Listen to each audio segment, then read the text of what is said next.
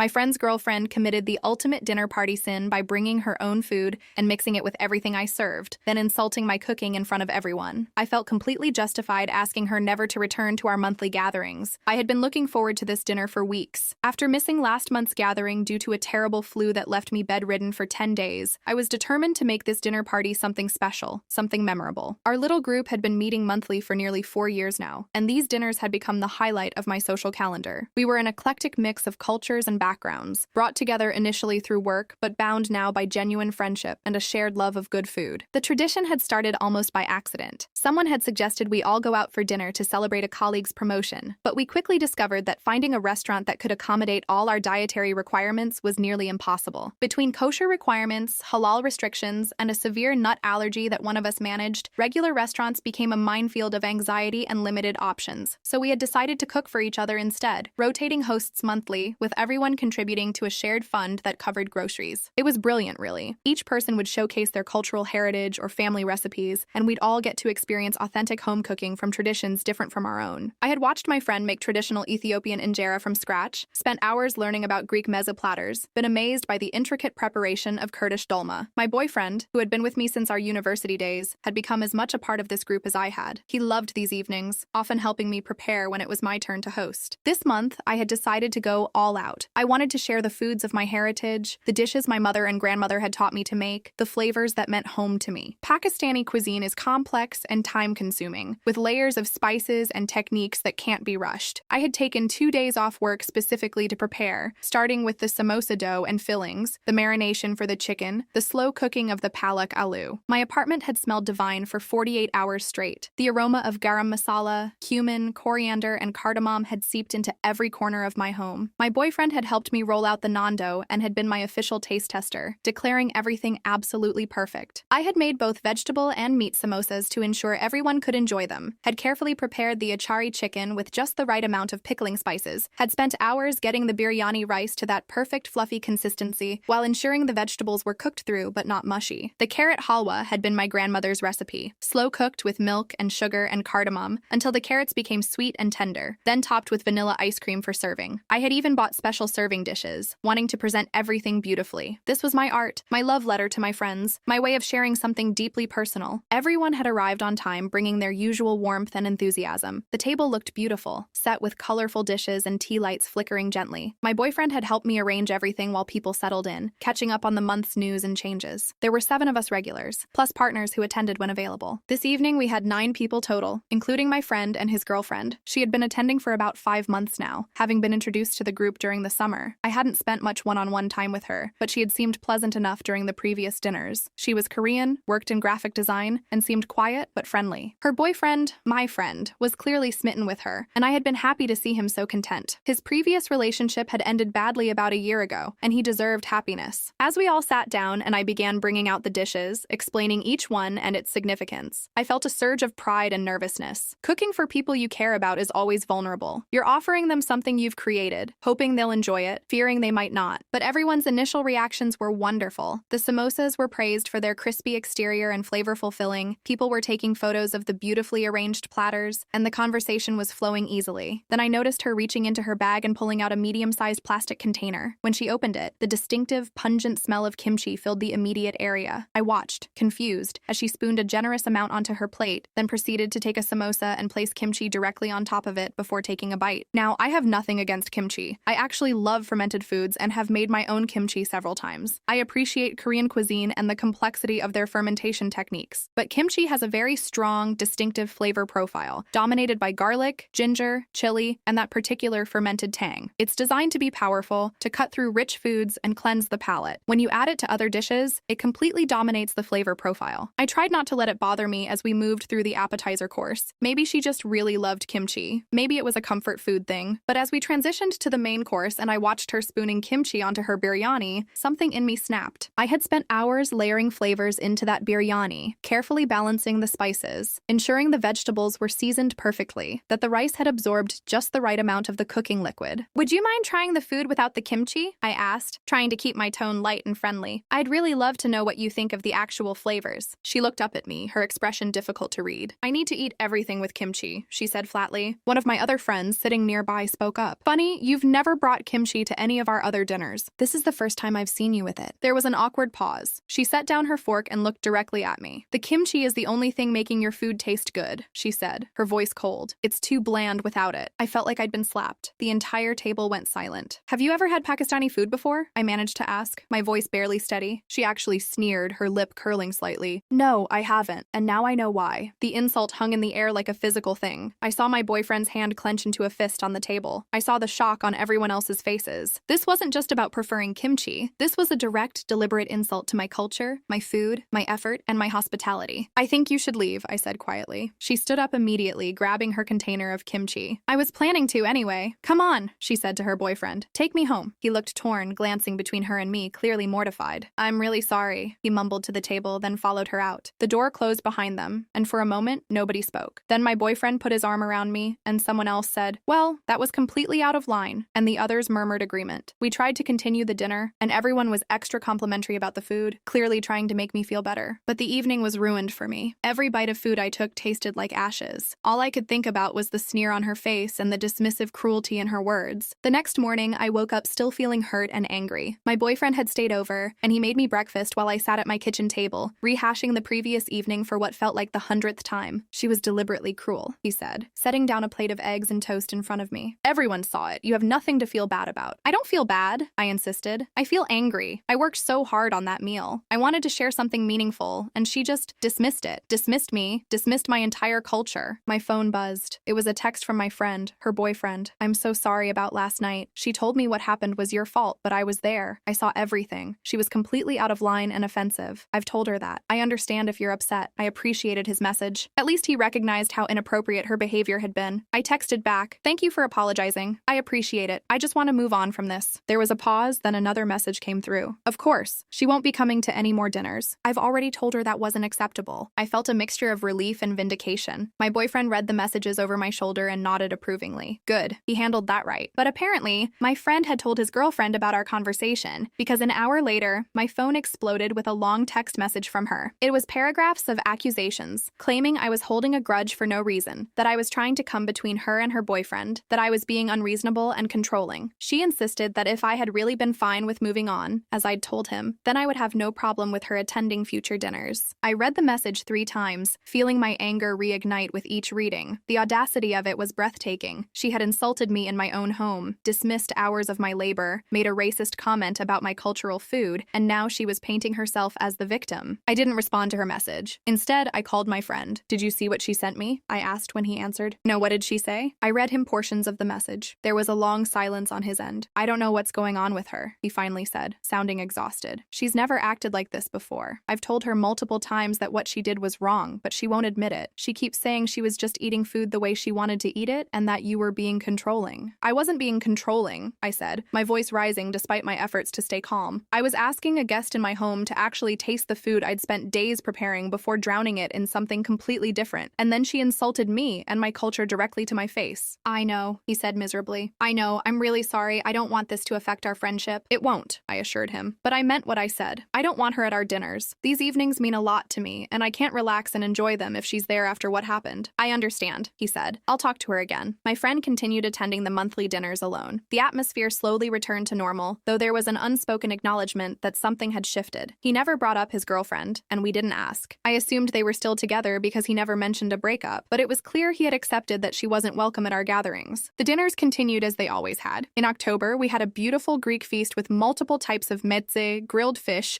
and the most incredible baklava I'd ever tasted. In November, just before the holidays, we had a Polish dinner with pierogi and bigos and a poppy seed cake that was absolutely divine. I found myself relaxing again, remembering why I loved these gatherings so much. My friend seemed normal during these dinners, laughing and joking as he always had, but I noticed he checked his phone more frequently and sometimes seemed distracted. My boyfriend commented on it once, wondering if everything was okay with him, but we didn't pry. Everyone has their own problems, and if he wanted to talk about it, he would. It was December, about 3 months after the incident, when everything changed. I had gone to my friend's apartment to return a cookbook he had lent me. He wasn't home, but he told me I could let myself in. I had a spare key from when I'd house sat for him the previous year. I figured I'd just leave the book on his kitchen counter with a thank you note. As I was setting down the book, I needed to use the bathroom. His apartment was a small 1-bedroom, and the bathroom was just off the bedroom. I walked through, not thinking anything of it, and that's when I saw them on his dresser. Orange prescription bottles several of them, with her name on them. I wasn't trying to snoop, but the name caught my eye, and then my medical background kicked in. I'm a nurse, and I've been working in healthcare for 6 years. Some medication names are just immediately recognizable, especially when you've worked in certain specialties. The bottles were for immunosuppressants, serious ones, the kind prescribed for organ transplant recipients or people with severe autoimmune disorders. My hands started shaking. I backed out of the room, my mind racing. Why would someone with that kind of medical condition be taking medication at their boyfriend's apartment? Unless she was spending enough time here that she needed to keep her medications in multiple places.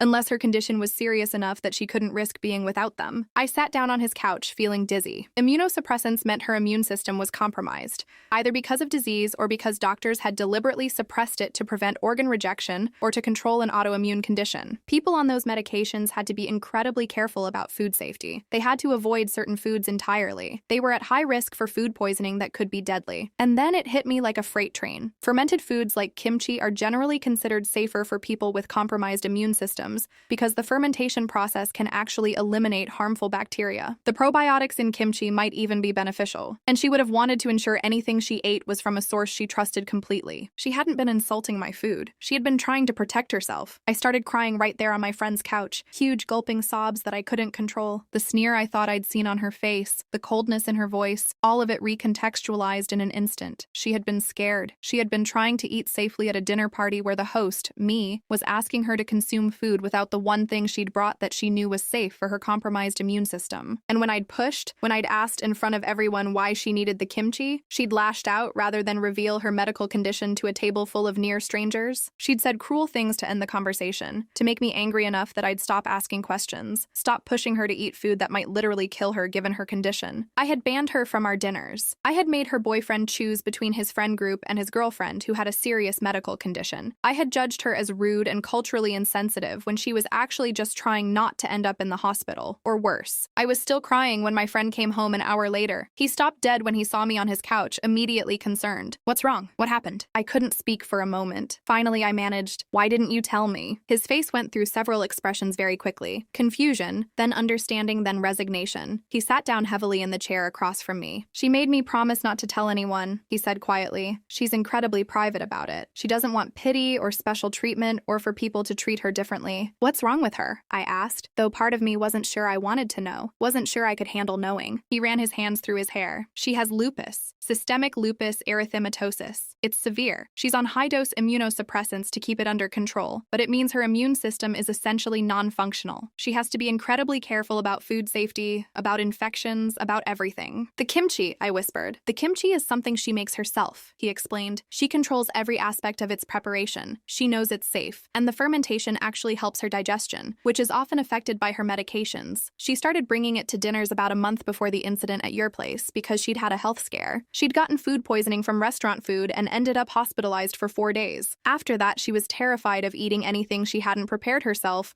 or knew the exact source of. I felt sick, but she'd been fine at the previous dinners. She'd been taking risks, he said. After the hospitalization, her doctor explicitly told her she couldn't do that anymore. She either needed to prepare all her own food or stick to things she absolutely knew were safe. The kimchi was her compromise. She'd try to eat what everyone made but supplement it with something she knew wouldn't hurt her. And when I asked her to try my food without it, you were essentially asking her to risk her health, he finished gently. She panicked. She's not good at handling that kind of pressure, especially in social situations. Instead of explaining, which would have meant revealing her condition to everyone, she said something designed to make you angry enough to back off. She told me my food needed kimchi to taste good, I said, my voice breaking. She said she'd never had Pakistani food and now knew why. She sneered at me. He sighed deeply. I know. She told me what she said. She regrets it deeply. But in that moment, she felt cornered and scared and she lashed out. It was wrong, but she wasn't trying to hurt you. She was trying to protect herself without exposing her medical situation. Why didn't you tell me? I asked again. After she left, why didn't you explain? Because she begged me not to, he said simply. She was mortified by the whole situation. She knew she'd handled it badly, but she also felt like you'd put her in an impossible position. And she was terrified that if people knew about her lupus, they'd treat her differently, like she was fragile or sick or couldn't be trusted to know her own limits. So you let me think she was just a cruel person who hated my culture. I tried to smooth things over, he protested. I apologized for her. I agreed she'd been out of line. I was trying to keep the peace with both of you. By lying to me. My voice was flat now, the tears drying on my cheeks. By respecting her privacy, he corrected. Would you have wanted me to tell everyone your medical information without your consent? He had a point, and I hated that he had a point, but I was still so angry angry and hurt and confused. I banned her from our dinners, I said. I told you I didn't want her there, and you just agreed. What was I supposed to do? He sounded tired now and sad. You'd made up your mind. Everyone at that dinner had seen what happened and heard what she said. If I'd told you then about her lupus, it would have looked like I was making excuses for her or guilting you into letting her come back, and she didn't want that. She'd rather be seen as rude than as sick. She sent me that angry text message, I reminded him. She was frustrated, he said. She felt like she'd been punished twice. First, she'd been forced into a situation where she had to choose between her health and her privacy. Then, when she chose her health, she was banned from the friend group she'd been trying to build with me. And everyone thought she was a terrible person when really she was just trying not to end up in the hospital. We sat in silence for a long moment. How is she? I finally asked. Not great, he admitted. The stress of all this triggered a flare-up in September. She was in the hospital for a week. The lupus attacked her kidneys. She's on an even more aggressive treatment protocol now. I felt like I was going to be sick. Because of me? Because of the dinner? The lupus would have flared eventually anyway, he said, though his tone wasn't entirely convincing. Stress is a trigger, but it's not the only factor. She's been dealing with this disease for 8 years. She knows it's unpredictable. I need to talk to her, I said, standing up. I need to apologize. I don't think that's a good idea right now, he said carefully. She's still recovering. She's still dealing with a lot physically. And honestly, I think she's embarrassed. She doesn't want to face you. But I was so wrong. I judged her so harshly. I said horrible things about her to our friends. I need her to know I understand now. He looked at me for a long moment. What will you tell the others? I hadn't thought about that. I don't know. I can't tell them her medical information. That's not my place. But I can't let them keep thinking she's just a mean person either. That's the problem she's been wrestling with for 3 months, he said softly. That's why she sent you that angry text. She felt trapped. Either people think she's terrible or her private medical information becomes group knowledge. Neither option is good. I left my friend's apartment in a daze. My boyfriend could tell immediately that something was wrong when I got home, but I couldn't bring myself to explain. I felt like I was drowning in guilt and confusion. That night, I barely slept. I kept replaying the dinner in my head, but now with the new context. I could see the panic on her face when I'd asked her to try the food without kimchi. I could understand the defensive cruelty in her words. She hadn't been attacking my culture. She'd been protecting herself the only way she knew how. But what was I supposed to do with this information? I couldn't tell our friend group about her lupus without her permission. That would be a massive violation of her privacy and trust. But continuing to let everyone think she was just a rude, culturally insensitive person felt wrong too. And then there was the question of the dinners themselves. She'd been banned, and I'd been the one to ban her. But now that I understood the real situation, how could I continue to exclude her? At the same time, how could I explain to everyone else why I'd suddenly changed my mind without revealing her medical condition? I spent the next few days in a fog of indecision. My boyfriend tried to be supportive, but I'd only told him part of the story. I couldn't bring myself to share her medical information, even with him. It felt like a betrayal of her privacy. Finally, 4 days after discovering her medication, I sent her a text message. I kept it simple. I need to talk to you, please. I understand things I didn't understand before. I'm so sorry. Can we meet? She didn't respond for 2 days. When she finally did, her message was brief. My apartment, Saturday at 2 p.m. Come alone. Saturday felt like it would never arrive. When it finally did, I stood outside her apartment door for 5 full minutes before I could make myself knock. My hands were shaking. She opened the door, and I was shocked by how different she looked. She'd lost weight, and there were dark circles under her eyes. She looked exhausted and fragile in a way I'd never seen before. Come in, she said, her voice neutral. Her apartment was small but neat, decorated minimally. She gestured to the couch, and we both sat down, maintaining a careful distance from each other. How did you find out? She asked directly. I saw your medications at his apartment. I'm a nurse. I recognized what they were for. She nodded slowly. So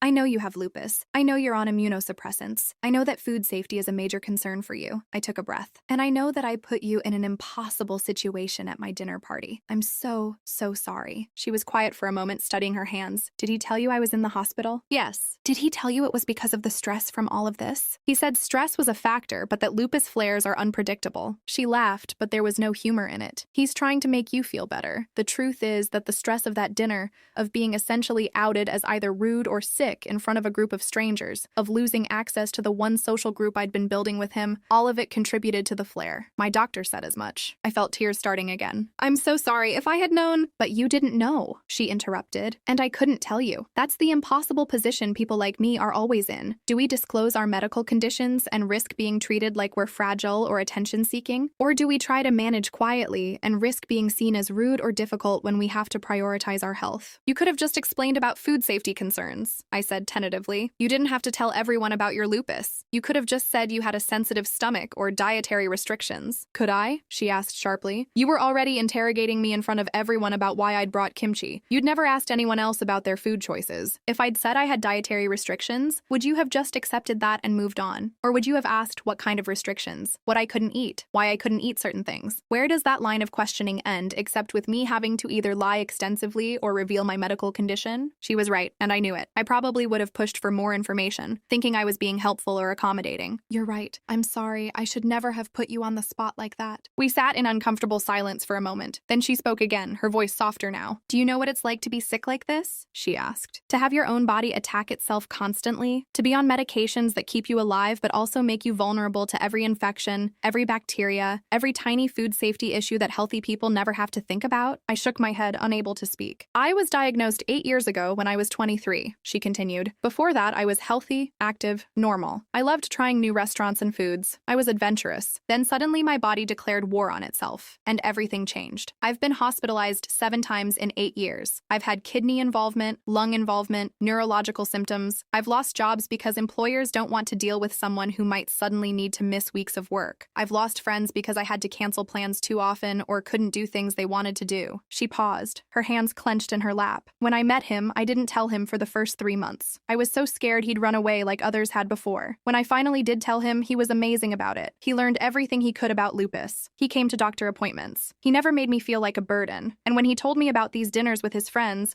I wanted so badly to be part of them, to feel normal, to be included in his life. You were included, I said quietly. Was I? Because from where I'm sitting, the first time I prioritized my health over social comfort, I was excluded pretty quickly. That hurt, but I couldn't argue with it. I didn't know. If I had known, that's just it, she interrupted again. You shouldn't have needed to know my medical history to respect my boundaries around food. When I said I needed to eat the kimchi with my food, that should have been enough. You should have trusted that I had a reason, even if you didn't know what it was. She was absolutely right, and I felt the weight of that truth settling over me. You're right. I'm sorry. I was so focused on my own feelings, on wanting you to experience my food the way I'd intended it, that I completely disregarded your needs and autonomy. And then when I defended myself badly, when I said cruel things because I was scared and cornered, you banned me from the group. You decided I wasn't worth having around based on one interaction where I was literally trying to keep myself from ending up in the hospital. I know, I whispered. I know, and I can't tell you how sorry I am. I was hurt, and I reacted defensively, and I didn't stop to consider that there might be more to the situation than what I saw on the surface. Do you know what the worst part is? She asked. And now there were tears in her eyes too. The worst part is that you all probably have an amazing time at those dinners now that I'm not there to make things awkward. You probably don't even think about me or what happened, but I think about it constantly. I think about how I finally found someone who makes me happy, who accepts me despite my illness, and I can't fully be part of his life because I'm banned from his friend group. I think about how I'm the villain in all your stories, the rude Korean girlfriend who insulted someone's cultural food,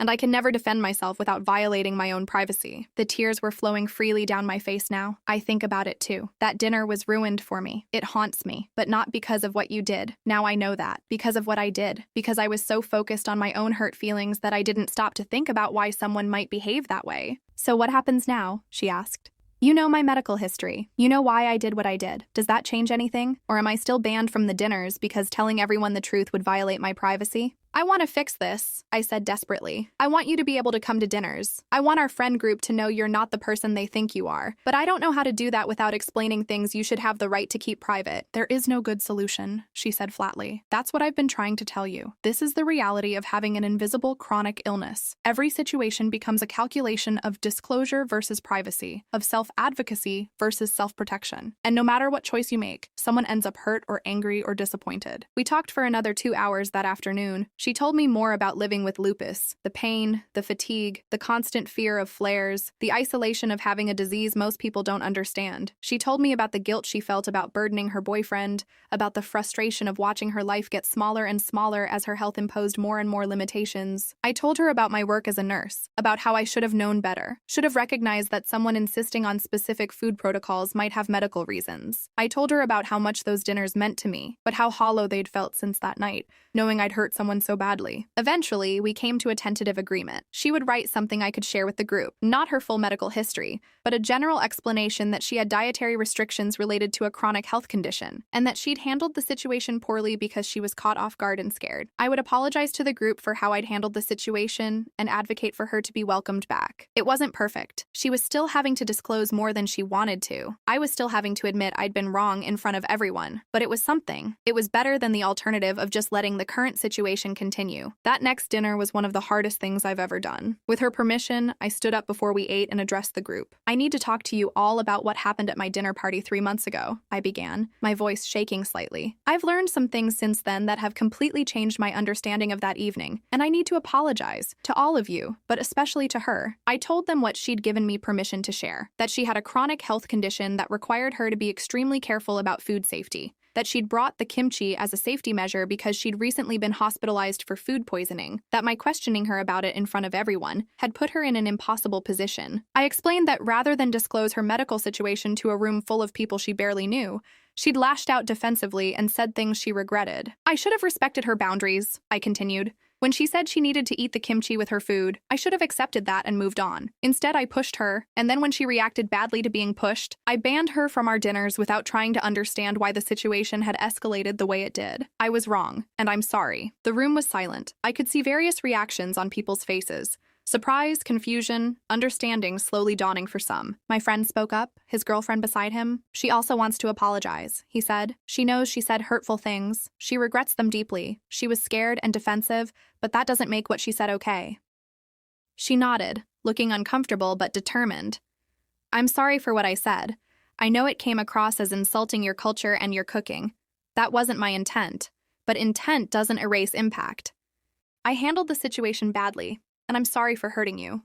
There was another pause, and then one of my friends spoke up. I wish you'd felt comfortable telling us you had dietary restrictions. We've always been so careful about accommodating everyone's needs. We would have understood. I know that now, she said quietly. I was scared of being seen as difficult or attention-seeking. I've had bad experiences in the past with disclosing my health issues, but I should have trusted you all more. The dinner continued, and while there was some awkwardness, there was also a sense of something being repaired. People asked her thoughtful questions about what kinds of accommodations would help her feel safer at future dinners. Someone suggested that everyone could explain their food prep methods and ingredient sources when they hosted, so she'd have more information to make her own safety decisions. She seemed genuinely touched by their willingness to adapt. I couldn't stop looking at her throughout the evening, seeing her in this completely different light. She wasn't the cold, superior person I'd painted her as in my mind. She was someone who was scared and fighting a battle most of us couldn't see, trying to maintain some normalcy while managing a disease that was constantly trying to destroy her body. After everyone left that night, my boyfriend and I cleaned up in silence. Finally, he spoke. That took courage, he said, admitting you were wrong in front of everyone. I was wrong, I said simply, and she deserved to have that acknowledged publicly, since I'd essentially condemned her publicly. Do you think things will go back to normal now? I thought about that question. I don't think they can go back to normal, but maybe they can become a different kind of normal. Maybe a better one, where we all remember that we don't know what battles people are fighting behind their social masks. He hugged me, and I let myself be held, feeling the weight of the past few months slowly beginning to lift. 3 weeks later, we had another dinner.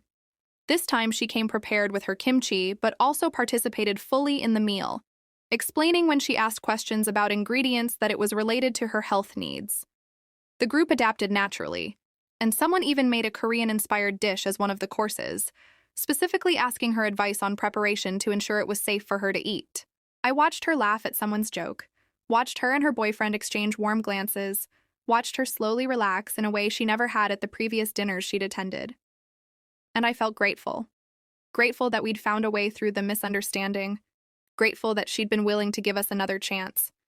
Grateful for the reminder that grace and understanding should be our first response, not judgment. Because the truth is, we're all fighting battles others can't see. We're all making impossible calculations about disclosure and privacy, about self-protection and social connection. And sometimes, what looks like cruelty or rudeness is actually just someone trying to survive in a world that isn't built for their needs. I learned that lesson the hard way, and it's one I'll carry with me for the rest of my life. Now, when someone sets an unexpected boundary or behaves in a way I don't immediately understand, I try to respond with curiosity and compassion instead of judgment. I try to remember that there's usually more to the story than what I can see on the surface. And every month, when we gather for dinner, I'm reminded of how close I came to destroying something beautiful because I couldn't see past my own hurt feelings. I'm reminded of how important it is to create spaces where people feel safe enough to advocate for their needs without fear of judgment or exclusion. That's what community should be. That's what I want our dinners to be. Not just a celebration of food and culture, but a celebration of each other, all of each other, including the parts we're scared to show.